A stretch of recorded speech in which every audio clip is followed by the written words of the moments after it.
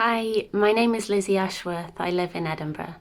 Thanks to John Palmer for inviting me along to read at this event for you, with you. And I feel very privileged to be reading alongside other poets like Lynn Davidson. Some people would call me a poet. Really, I'm just a lover of words, and I use poetry to process my emotions and to savour special memories. I've chosen a short selection of poems that I feel reflect some of my own emotions of lockdown, maybe yours too, and also our collective love of nature. I hope these words speak to your heart and soul, and I'd like to dedicate them to a particularly inspiring member of my own family who works tirelessly to protect nature in a really bold and inspiring way. I think the pandemic has reminded us all about the beauty of family and relationships. And this first poem is an older poem that I wrote about missing somebody from my family who had just left. It's called The Presence You Leave Behind. You leave with a kind of magic, of blissful order and chaos swept aside. And yet, in the beauty of where things gently rest, you are everywhere, between the folded blankets and the coupled socks. And as far away as I know you are, until I remuddle the objects that make this home, you are right here, silently, in everything I touch, in the cosy presence of homemaking that you leave behind. I love the moon.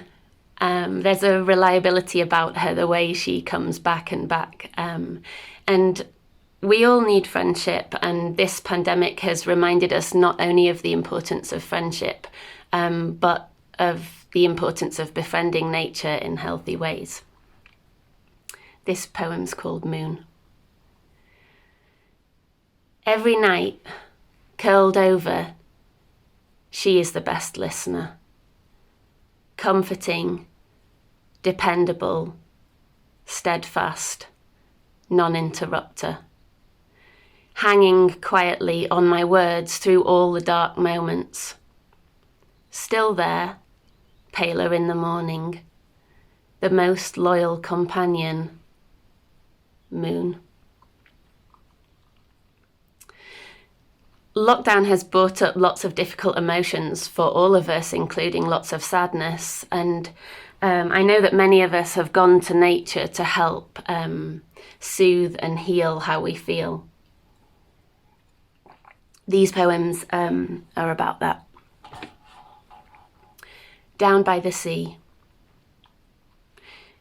I took love down to the sea to wash her anguish away. Only she came back, again and again, as beats of my heart. And so I swam. This next poem is called Dugout. My heart is dug out. There is a hole where you should be, and it's dark and full of tears. And so I must plant something there and tend new life, so possibility begins again, nurtured by the warmth of a soothed and sunny soul.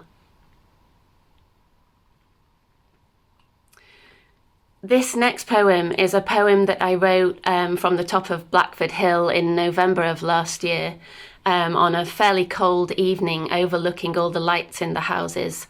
And it's about the need for community. And it's called We Need. In every house, there is a person who worries. In every house, there are broken plans. In every house, there is heavy breathing. In every house, there is longing. In every house, there are dormant dreams. In every house lie seeds of community. In every house there is you. In every house there is me. In every house we are more similar than we'd like to believe. In every house yesterday feels heavy. In every house tomorrow feels unknown. In every house we can come together. Let this be the beginning of unity. Let this be the beginning of friendship. Let this be the opening for the hope we need. Lockdown has taught us to slow down, I hope, and to be more intentional and more aware. And this poem is about that, and it's called Make Time. Make time as if it were a hobby. Sit with time in your lap and give the minutes to peace.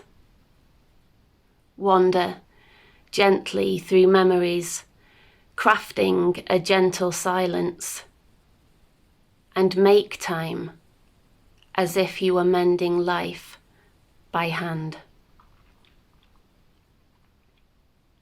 Lockdown has been a time, I think, of reconsidering our relationship to nature and in nature. And this next poem is about being in wild places and connecting to the natural world in a loving and empowering way. And it's called Into the Wild. We are alive out there, teetering on the precipice of disaster, pushing the boundaries of ourselves. And in the solitude, we rise beyond our own limitations. We dig deep into our instincts, engaging with nature's raw reality, feeling freer, lonely perhaps, fearful even, but listening with greater clarity to who we are within the bigger picture, what we must do to survive, how little we know, how we are more capable than we thought, that we are alive out there. This next poem is a poem that I wrote for my two boys during the pandemic, and it's called Here for You. I am not here to show you I know all the answers, to pretend I haven't made my own mistakes, to tell you things will always work out. Sometimes they won't. I am not here to convince you that life is easy, to reassure you that people are always kind, to promise you you'll find your path. Sometimes you might not. I am not here to paint a picture of a perfect world, to shield you from all that's wrong out there, to say I can make everything okay. I can't.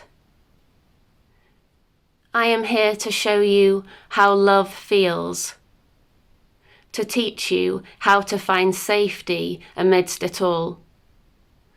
I'm here to create a place in which you'll grow and learn, to fly from. I am here to help you be yourself, to inspire you to trust your instincts, to wonder and wander and try and fail and find real happiness in an imperfect world. Darling, I am here for you. This final poem is about the importance of love, and it's called Love's Returning. Let love soar, let love travel wide, let love nest, let love build a home, Let love perch. Let love be your life view. Let love return over and over again, as if survival depended on it. Have a nice evening.